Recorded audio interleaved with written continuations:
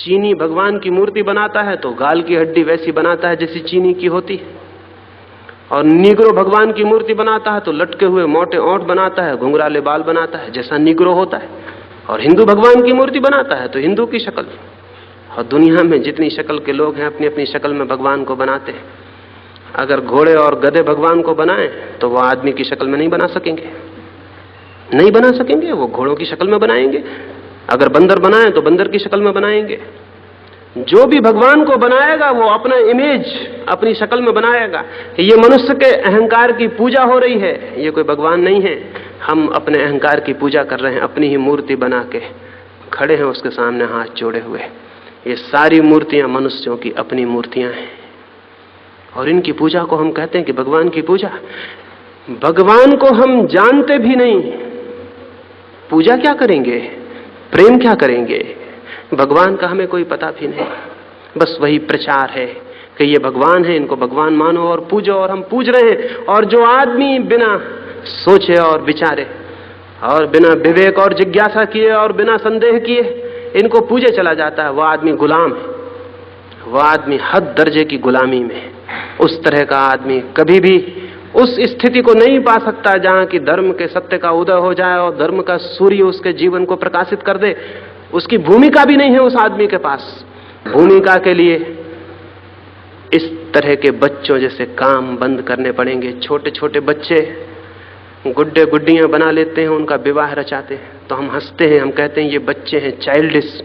और हम राम का जुलूस निकालें और विवाह रचाएं तो हम समझते हैं हम प्रौढ़, हम समझदार। हम चाइल्डिश नहीं, हम बच्चे जैसे नहीं, और समझते हैं कि ये धर्म का काम हो रहा है।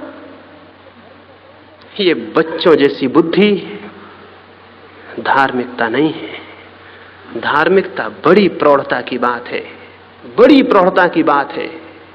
और उस प्रौढ़ता के लिए एक सूत्र स्मरण रखें, जो भी मनुष्य का बनाया हुआ है वो कभी उस तक नहीं ले जा सकेगा जो कि किसी का भी बनाया हुआ नहीं है। असृष्ट है परमात्मा, उसकी कोई सृष्टि नहीं, उसे किसी ने बनाया नहीं। उस तक जाना हो तो कुछ बनाने की जरूरत नहीं है, अपने को मिटाना पड़ता है। परमात्मा तक जिसको जाना हो उसे कुछ बनाने की जरूरत नहीं, खुद को मिटाना पड़ता है। तो धार्मिक आदमी भगवान की मूर्ति नहीं बनाता, अपनी मूर्ति को मिटा देता है। और जिस दिन अपनी मूर्ति मिट जाती है उस दिन भगवान प्रकट हो जाते हैं। लेकिन हम भगवान की मूर्ति बनाते, अपनी मूर्ति नहीं मिटाते। अपनी मूर्ति को तो मजबूत करते और भगवान की मूर्ति और बनाते। अपनी मूर्ति को मिटाइए, अपनी मूर्ति अपना अहंकार, ये मेरा होना, ये मैं हूं कुछ, ये मेरी मूर्ति जो है इसको तोड़ना पड़ेगा। और ये मेरी मूर्ति टूट जाए तो उसका रूप प्रकट होगा जो किसी का बनाया हुआ नहीं है। लेकिन मनुष्य का अहंकार अद्भुत है, वो अपने को तो मिटाता नहीं, हद मौज में आ जाता है, भगवान तक को गढ़ने लगता है, भगवान तक को बनाता है। हमने कारखाने खोले हुए हैं भगवान को बनाने के जगह जगह, और इन सब कारखानों में और दुकानों में झगड़ा होता है जो कि स्वाभाविक है। क्योंकि एक दुकान कहती है कि हमारी दुकान के बने हुए भगवान ही सच्चे हैं, तुम्हारी दुकान के बने हुए भगवान झूठे। बाजार में हमारी दुकान के भगवान चलने चाहिए, तुम्हारे को न चलने देंगे। तलवारें चलती हैं, लकड़ियां चलती हैं, हत्याएं होती हैं, क्योंकि हमारे कारखाने में जो भगवान डालते हैं वही सच्चा भगवान है, तुम्हारे कारखाने में डला हुआ भगवान झूठा है।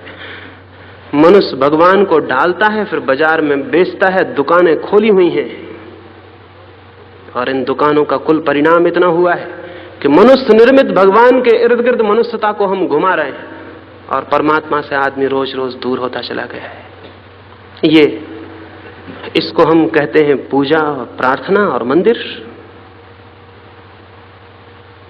अगर ये मंदिर ही धर्म होते तो जमीन पर कितने मंदिर हैं, कितनी मस्जिदें हैं, कितने सन्यासी हैं, कितने पुजारी हैं, कितने पादरी हैं, कुछ हिसाब है?